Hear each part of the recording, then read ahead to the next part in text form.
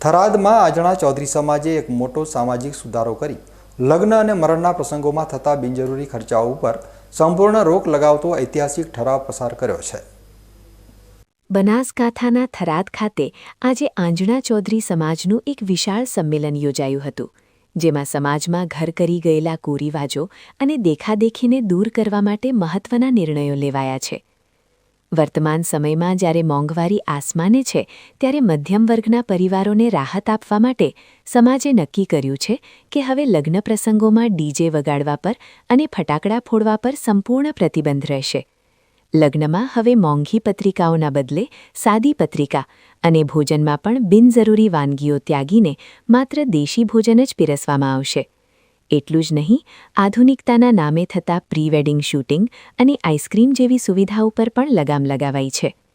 વરરાજાએ હવે શેરવાણીના બદલે પરંપરાગત પહેરવેશ જ પહેરવો પડશે અને જાનમાં ગાડીઓની સંખ્યા 25થી વધુ ન રાખવા તાકીદ કરવામાં આવી છે। સમાજે માત્ર લગ્ન જ નહીં પણ મરણ પ્રસંગે થતા ખર્ચાઓ અને વ્યસનો પર પણ કડક વલણ અપનાવ્યું છે।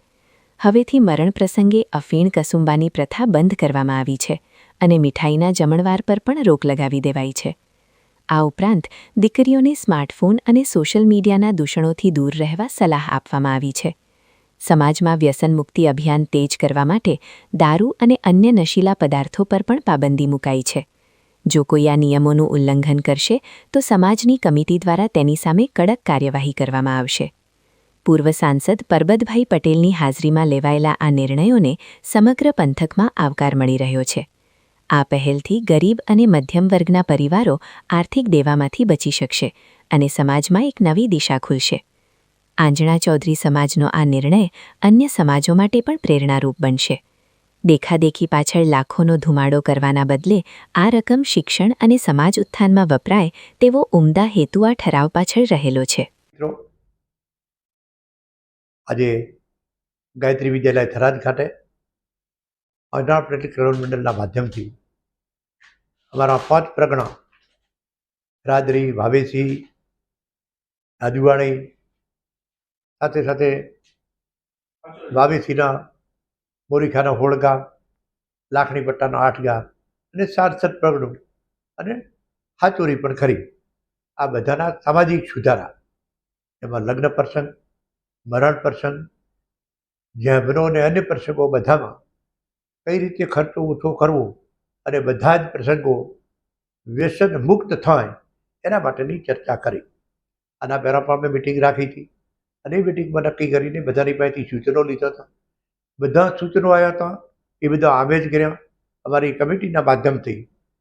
એ બધામાં કયા કયા સુધારા કરવા જેવા છે એ બધાને આજની તારીખ જ્યારે નક્કી કરી કે 15 તારીખે 5 પ્રગણા અને સમાજને બોલાવવો છે, બધાની સંમતિ લઈને સુધારા કરવા જેવા છે અને મંજૂરીની મોહર મારવી, એના માટે આજે બધાને ભેગા કર્યા।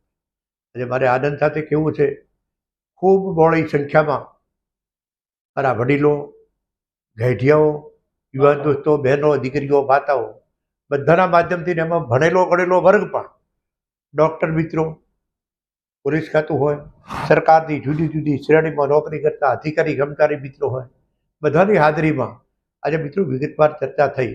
એમાં મોટે ભાગે કે લગ્ન પ્રસંગમાં સંખ્યાની મર્યાદા રાખવી, જીપોની જે હરીફાઈ થતી હતી એની મર્યાદા, મવેરાનો પ્રસંગ હોય આ બધામાં, અને મરણ પ્રસંગમાં જે લોબે સુધી ચલાવતા હતા એ બધાની જગ્યાએ એમ કે ઘટાડો કરીને એકે એક પોઈન્ટ ઉપર બધાની સંમતિ લઈને આજનો જે મારો બંધારણ સુધારા છે એને મંજૂરીની મોહર સમાજે મારી છે।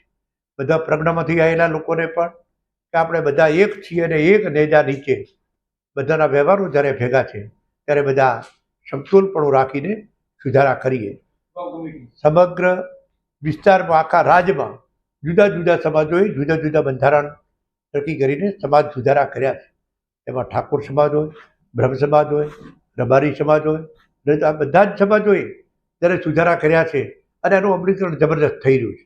આ બધાનો અસર બધા સમાજો ઉપર પડે અને જેમાં અમારા ચૌધરી સમાજમાં પણ, આંજણા પટેલ સમાજમાં પણ ઘણા બધા મિત્રો કહેતા હતા અને ખાસ કરીને મારા યુવાનોમાં એવો ઉત્સાહ હતો કે ગમે એમ કરીને ફેરફાર કરો।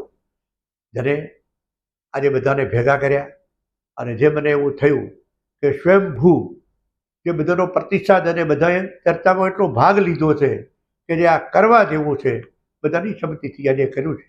અને આશા અને શ્રદ્ધા છે બીજા કોઈ પણ સમાજને કોઈની ઓત ના આવે એને નજરમાં રાખીને કોઈની ઈર્ષા ન થાય એ રીતે બધા ભેગા મળીને આજના સુધારાને મંજૂરીની મોહર મારી છે.